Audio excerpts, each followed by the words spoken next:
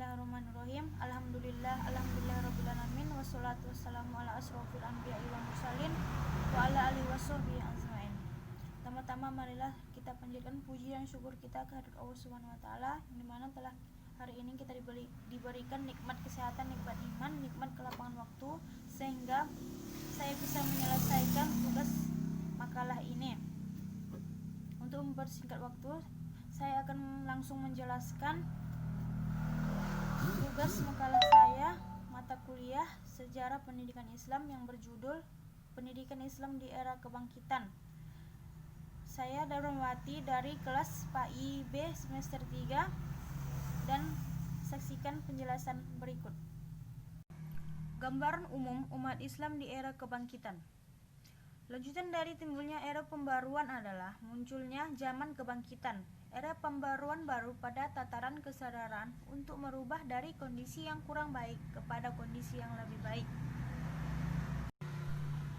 Dalam bidang politik, misalnya di abad 20 ini, banyak negara mayoritas masyarakat muslim memproklamirkan kemerdekaannya, seperti Indonesia 1945, Pakistan 1947, Malaysia 1957, Suriah 1946, Iran 1946, Maroko 1956, dan Aljazair 1962. Seperti yang diungkapkan pada tabel halaman 150-152, yang intinya abad ke-20 adalah abad kemerdekaan bagi negara-negara mayoritas penduduk muslim.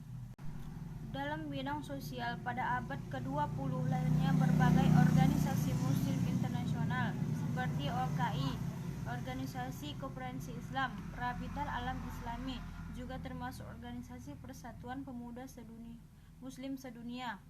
Dalam bidang ekonomi, lahirnya Islamic Development Bank atau IDB juga merupakan indikasi pada era kebangkitan dalam bidang ekonomi.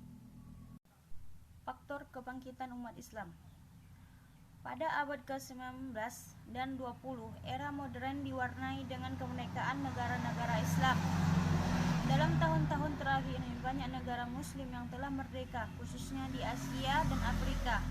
Kebersamaan dengan itu, muncul pada organisasi-organisasi dan partai nasional yang mendasarkan bentuk-bentuk pemerintahan dan prinsip-prinsip syariat Islam. Penyebab munculnya kebangkitan pendidikan Islam.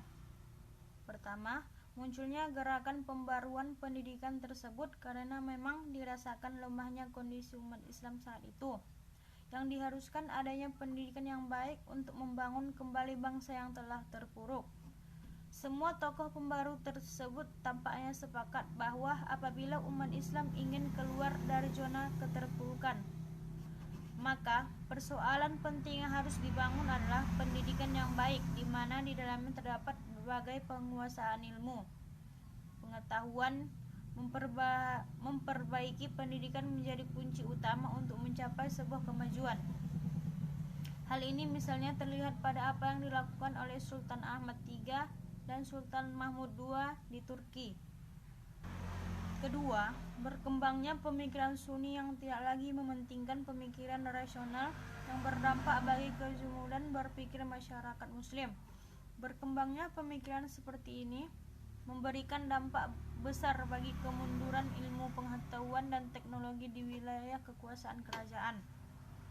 Madrasah-madrasah hanya berkonsentrasi pada ilmu-ilmu keagamaan saja, tanpa berusaha untuk mengembangkan ilmu pengetahuan yang komprehensif.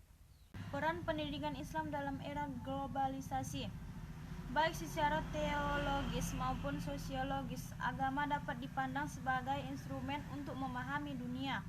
Dalam konteks itu, hampir tak ada kesulitan bagi agama apapun yang untuk menerima premis tersebut.